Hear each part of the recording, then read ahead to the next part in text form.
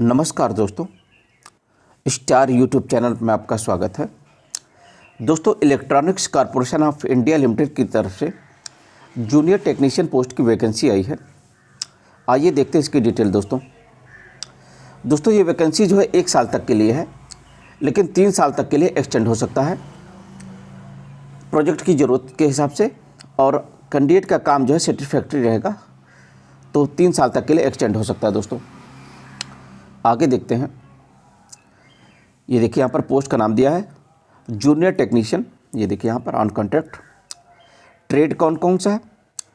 Electronics, mechanic, electrician और fitter, इन 3 trade के लिए वैकेंसी आई है। दोस्तों ये देखिए, इलेक्ट्रॉनिक्स मैकेनिक में टोटल 8 से 14 पोस्ट हैं। दोस्तों ये देखिए, इलेक्ट्रीशियन में 184 पोस्ट हैं और फिटर में 627 पोस्ट है। दोस्तों अपर एज लिमिट क्या है इनके लिए? अधिकतम उम्र सीमा जो है 30 वर्ष है। दोस्तों 31 मार्च 2022 को अधिकतम उम्र जो है 30 वर्ष होनी चाहिए कैंडिडेट की। सैलरी कितना है देख लेते हैं। पहले साल में सैलरी जो है दोस्तों 20,480 रुपये है, दूसरे साल में 22,528 रुपये है और तीसरे साल में 24,780 रुपये पर मंथ है। ये सैलरी जो है पर मंथ जो है ये दिया है। दोस्तों पहले साल 20,480 रुपये, दूसरे साल 22,528 रुपये और तीसरे साल 24,780 रुपये। दोस्तों इसके साथ साथ जो है दोस्तों कैंडिडेट को जो है ये मेडिकल इंश्योरेंस मिलेगा, कंपनी पीएफ मिलेगा, टीए और डीए भी मिलेगा। दोस्तों और छुट्टी भी मिलेगी, लीव नियमानुसार जो है छुट्टी भी मिलेगी। दोस्तों ये सुविधाएं हैं। दोस्तों सैलरी के साथ साथ ये सुविधाएं आपको दी जा रही हैं, medical insurance, company PF, TA DA और लीव छुट्टी। आगे देखते हैं दोस्तों, रिजर्वेशन कैसा है?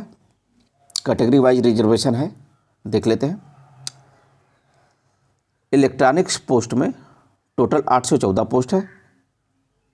ये देखिए सबसे ऊपर यहाँ पर। एससी में 130 पोस्ट हैं, एसटी में 57 है, ओबीसी में 220 है, अनरिजर्व्ड में 326 है, इकोनॉमिक वीकर सेक्शन में 81 पोस्ट है। दोस्तों टोटल 814 पोस्ट है इलेक्ट्रॉनिक्स मैकेनिक पोस्ट में। अगला पोस्ट है आपका इलेक्ट्रीशियन। इलेक्ट्रीशियन में टोटल 184 पोस्ट है। ये देखिए, एससी में 29 पोस्ट है, एसटी में 13 पोस्ट है, ओबीसी में 50 पोस्ट है, अनरिजर्व्ड में 74 पोस्ट है, इकोनॉमिक वीकर सेक्शन में 18 पोस्ट हैं। दोस्तों और टोटल जो है इलेक्ट्रीशियन में 184 पोस्ट हैं। दोस्तों ये देखिए, अगला पोस्ट है दोस्तों आपका फिटर। फिटर में टोटल 627 पोस्ट हैं। दोस्तों एससी में 100 पोस्ट है, एसटी में 44 पोस्ट है, ओबीसी में 169 पोस्ट है, अनरिजर्व्ड में 252 पोस्ट है, इकोनॉमिक वीकर सेक्शन में 62 पोस्ट हैं। दोस्तों टोटल 627 पोस्ट है फिटर पोस्ट में। आगे देखते हैं, इसेंशियल क्वालिफिकेशन क्या है देख लेते हैं, क्या क्वालिफिकेशन मांग रहा है। कैंडिडेट को जो है दोस्तों 2 साल का आईटीआई कंप्लीट होना चाहिए। दोस्तों ये देखिए, 2 साल का आईटीआई कंप्लीट होना चाहिए। इलेक्ट्रॉनिक्स मैकेनिक ट्रेड हो या फिर इलेक्ट्रीशियन ट्रेड हो या फिर फिटर ट्रेड हो, 2 साल का आईटीआई होना चाहिए। ट्रेड कौन कौन सा होना चाहिए? इलेक्ट्रॉनिक्स मैकेनिक या इलेक्ट्रीशियन या फिटर। ये देखिए, इसके साथ साथ दोस्तों 1 साल का इंटर्नशिप भी कंप्लीट होना चाहिए। 1 ईयर अप्रेंटिसशिप, 1 साल का अप्रेंटिसशिप भी कंप्लीट होना चाहिए। दोस्तों लिखा है दोस्तों आगे कि अगर 1 साल का और एक्सपीरियंस भी होता है तो वरीयता दी जाएगी उन्हें। 1 ईयर पोस्ट क्वालिफिकेशन एक्सपीरियंस अगर है, कोर्स के बाद जो है 2 साल के कोर्स के बाद अगर आपका 1 साल का और अनुभव है तो उन्हें वरीयता दी जाएगी। कोशिश किया जाएगा कि उन्हें वरीयता दी जाए, विल बी एडेड एडवांटेज। आगे देखते हैं, रिजर्वेशन एंड रिलैक्सेशंस। ये देखिए यहाँ पर रिजर्वेशन एंड रिलैक्सेशन यहाँ पर दिया है दोस्तों। एससी, एसटी, ओबीसी, दिव्यांग और इकोनॉमिक वीकर सेक्शन कैंडिडेट को गवर्नमेंट के रूल के अनुसार जो है रिजर्वेशन मिलेगा। दोस्तों एज रिलैक्सेशन कितना है देख लेते हैं। यहाँ पर देखिए दोस्तों, एज रिलैक्सेशन दिया। एससी और एसटी को एज रिलैक्सेशन 5 वर्ष का है दोस्तों। एससी और एसटी को 5 वर्ष की छूट है। ओबीसी कैंडिडेट को 3 वर्ष की छूट है और दिव्यांग कैंडिडेट को 10 वर्ष की छूट है दोस्तों। अधिकतम उम्र में 10 वर्ष की छूट है। यहाँ पर यह दिया दोस्तों कि जम्मू और कश्मीर डोमिसाइल के जो रहने वाले थे 1 जनवरी 1980 से 31 दिसंबर 1989 तक के बीच जो रहते थे, उन्हें 5 वर्ष का जो है अधिकतम आयु में छूट है दोस्तों।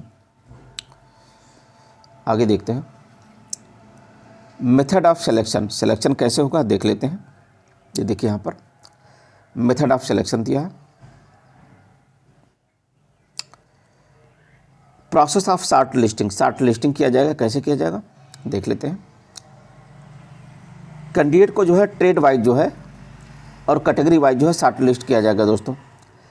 On order of merit based on the marks of obtain ITI में जितने नंबर आएंगे उसी नंबर के हिसाब से जो है कैटेगरी वाइज और ट्रेड वाइज जो है शॉर्ट लिस्ट किया जाएगा दोस्तों। 1:4 के अनुपात में शॉर्ट लिस्ट किया जाएगा। यहाँ पर दिया दोस्तों कि अगर टाई के होता है किसी कंडीशन में, तो टाई वाले कंडीशन में कैंडिडेट जिसका हाई स्कूल में नंबर ज़्यादा रहेगा उसको वरीयता दी जाएगी। अगर हाई स्कूल में सेम नंबर है तब फिर जिसका डेट ऑफ बर्थ पहले रहेगा उसको वरीयता दी जाएगी। हालांकि ऐसा बहुत रेयर कंडीशन होता है दोस्तों, ऐसा बहुत कम होता है। यहाँ पर दिया document verification. Upon short listing the candidates will be called for the document verification. Short listing करने के बाद जो है दोस्तों कैंडिडेट को डॉक्यूमेंट वेरिफिकेशन के लिए हैदराबाद बुलाया जाएगा ईमेल के थ्रू। यहाँ पर ये लिखा बी पॉइंट में। देखते हैं सी पॉइंट में क्या लिखा है।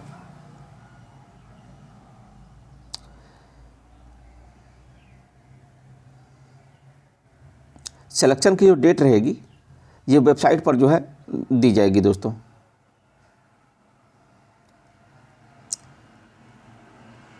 और ईमेल से भी भेजा जाएगा। सिलेक्टेड कैंडिडेट को ईमेल पर जो है मैसेज आएगा। इसके अलावा अलग से और कोई लेटर नहीं आएगा दोस्तों। वेबसाइट पर दिया जाएगा सिलेक्टेड कैंडिडेट के बारे में और ईमेल पर इंफॉर्मेशन दी जाएगी। अलग से लेटर आपके घर पे नहीं आएगा दोस्तों, ध्यान रखिएगा। अगले डी पॉइंट में क्या है देख लेते हैं। शॉर्ट लिस्टिंग और सक्सेसफुल कैंडिडेट को ऑफर लेटर भेजा जाएगा दोस्तों। जो मेरिट में जो क्वालिफाई होंगे हायर मेरिट वाले, उनके पास ऑफर लेटर भेजा जाएगा दोस्तों।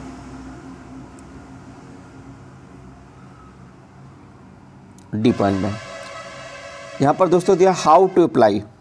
देख लेते हैं कैसे अप्लाई करेंगे। ये देखिए यहाँ पर how to apply. Eligible candidate को जो है ऑफिशियल साइट पर जाना होगा www.ecil.co.in।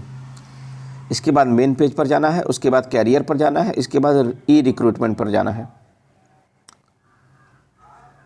ऑनलाइन प्रोसेस आपका जो है 1 अप्रैल 2022 को 2 बजे से शुरू होगा और 11 अप्रैल 2022 को लास्ट डेट है ऑनलाइन फॉर्म को फिल करने की 2 बजे तक। 1 अप्रैल से स्टार्टिंग डेट है ऑनलाइन फॉर्म को फिल करने का और 11 अप्रैल 2022 लास्ट डेट है दोस्तों फॉर्म को फिल करने का, ध्यान दीजिएगा। यहाँ पर दिया है दोस्तों कि कैंडिडेट को अपना जो है सही डाटा फीड करना होगा। गलत डाटा देते हैं तो सिलेक्शन कैंसिल कर दिया जाएगा। तो बी पॉइंट में ये है। सी पॉइंट में क्या है देख लेते हैं।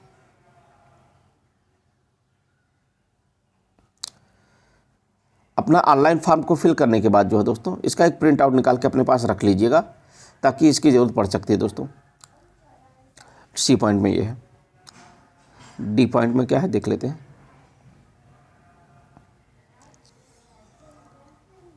यहाँ पर दिया है कि और डॉक्यूमेंट वेरिफिकेशन के समय दोस्तों क्या क्या लेकर आना है ये दिया है। ओरिजिनल सर्टिफिकेट लेकर आना है सभी अपना, उसकी एक सेट फ़ोटोकॉपी, सभी डॉक्यूमेंट की ओरिजिनल सर्टिफिकेट और उसकी एक सेट फ़ोटोकॉपी लेकर आना है। और ये फ़ोटोकॉपी जो है सेल्फ अटेस्टेड होना चाहिए।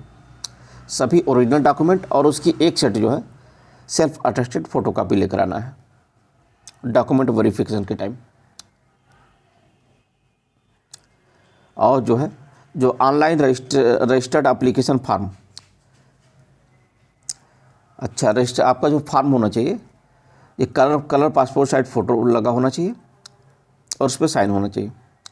फॉर्म को फिल करते समय कलर साइज फ़ोटोग्राफ होना चाहिए दोस्तों, ध्यान रखिएगा।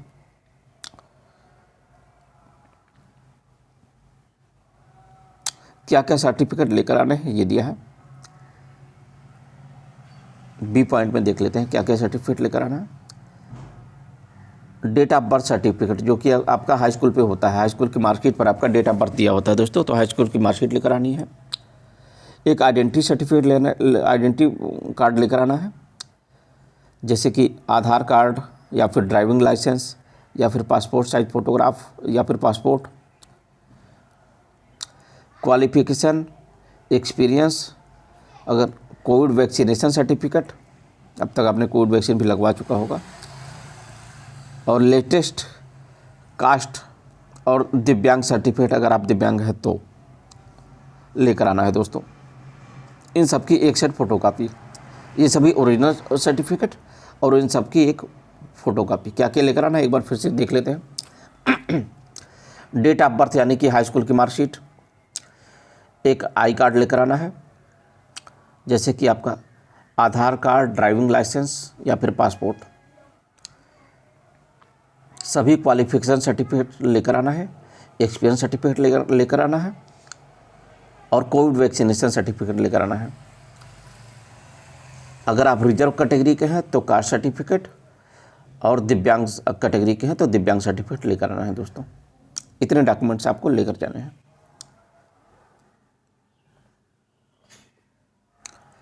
कास्ट सर्टिफिकेट क्या क्या रहेगा आपका, जैसे कि आपका अगर आप एससी हैं तो एससी का, एसटी हैं तो एसटी का, इकोनॉमिक वीकर सेक्शन में है, आर्थिक रूप से पिछड़े हैं तो उसका certificate, OBC non creamy layer का सर्टिफिकेट। अगर आप दिव्यांग कैंडिडेट हैं तो दिव्यांग सर्टिफिकेट लेकर आना है दोस्तों।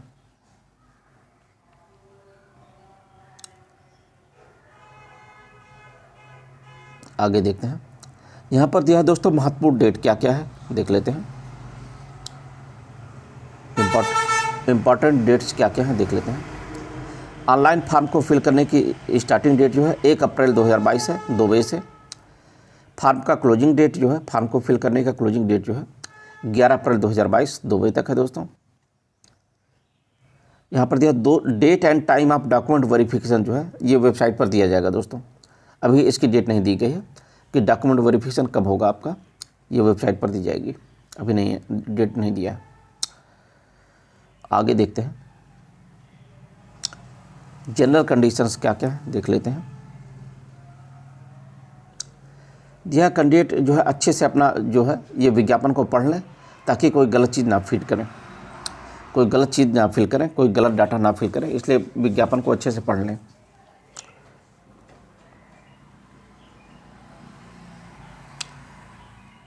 जो कैंडिडेट जो है अपना फुल टाइम कोर्स है जिनका, वही फॉर्म को अप्लाई कर सकते हैं। जो डिस्टेंस कोर्स जो होता है वे लोग अप्लाई नहीं कर सकते दोस्तों। सी पॉइंट में क्या है देखते हैं।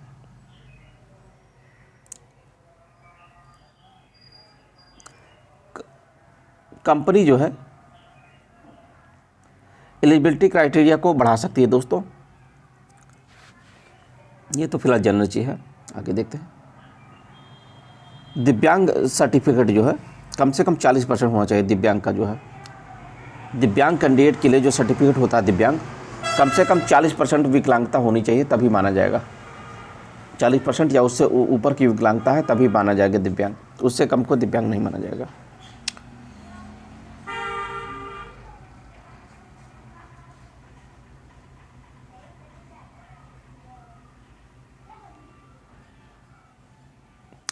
आरटीआई सूचना का अधिकार जो है दोस्तों, जो है आप 6 महीने तक मांग सकते हैं, उसके बाद नहीं मांग सकते, यहाँ पर ये दिया है। फाइनल रिजल्ट के 6 महीने तक जो है आप आरटीआई डाल सकते हैं, उसके बाद आप आरटीआई नहीं डाल सकते दोस्तों, ये लिखा है।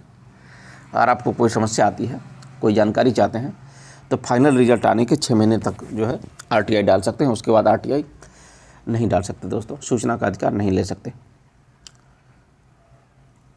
सभी जो आगे जो इन्फॉर्मेशन जो है आपका ईमेल पर भेजा जाएगा दोस्तों।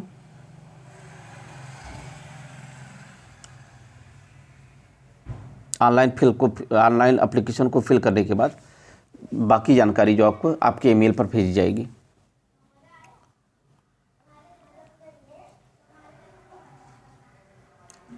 आगे देखते हैं। यहाँ पर दिया कि अगर आपको डॉक्यूमेंट वेरिफिकेशन के लिए बुलाया गया तो इसका मतलब नहीं है कि आपका सिलेक्शन हो ही गया, ये दिया आपको पता ही है। केवल भारतीय कैंडिडेट अप्लाई कर सकते हैं, ये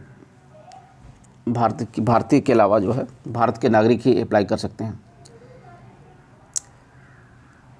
अच्छा, इंटरव्यू में आने के लिए आपको डॉक्यूमेंट वेरिफिकेशन में आने के लिए कोई जो है TADA नहीं दिया जाएगा दोस्तों।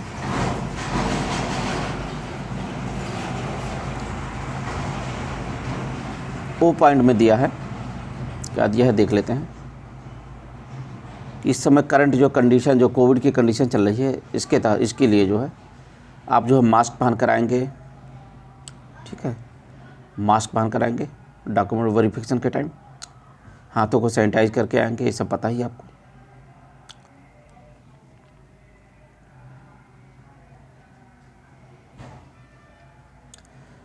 यहाँ पर दिया लास्ट में कि कुछ लोग जो है आपसे कहेंगे कि इसमें सिलेक्शन दिला देंगे, तो ऐसे लोगों से दूर रहिएगा। इस पॉइंट पे दिया दोस्तों कि हम आपका इसमें सिलेक्शन, इसमें नौकरी दिला देंगे, आपका सिलेक्शन दिला देंगे, तो ऐसे लोगों से दूर रहिएगा। सिलेक्शन आपका दोस्तों मेरिट बेस पर होगा, ध्यान दीजिएगा, केवल मेरिट बेस्ड है बस, कोई रिटन एग्जाम नहीं है, कोई इंटरव्यू नहीं दोस्तों, केवल मेरिट पर, आपके ITI के मेरिट पर जो है सिलेक्शन होगा दोस्तों। ITI के मेरिट पर बेस्ड होगा, कोई रिटन एग्जाम नहीं हो रहा, कोई इंटरव्यू नहीं हो रहा। इसके लिए किसी से अप्रोच लगाने की ज़रूरत नहीं है। अगर कोई आपसे कहता है कि हमारा अप्रोच, हम आपका जो नौकरी लगा देंगे, तो ऐसे लोगों से दूर रहिएगा। यहाँ पर ये दिया इस पॉइंट में।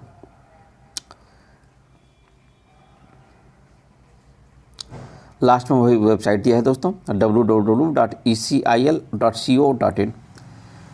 इन कैरियर्स कॉलम में आपको ढूंढना है ये चीज़, ये इन्फॉर्मेशन आपको कैरियर्स कॉलम में मिलेगा। तो दोस्तों उम्मीद करता हूँ आपको जानकारी अच्छी लगी होगी। दोस्तों आपको हमारी जानकारी अच्छी लगी तो हमारे चैनल को सब्सक्राइब और शेयर करना मत भूलिएगा। हम आपके लिए और भी ऐसी जानकारी लाते रहेंगे दोस्तों।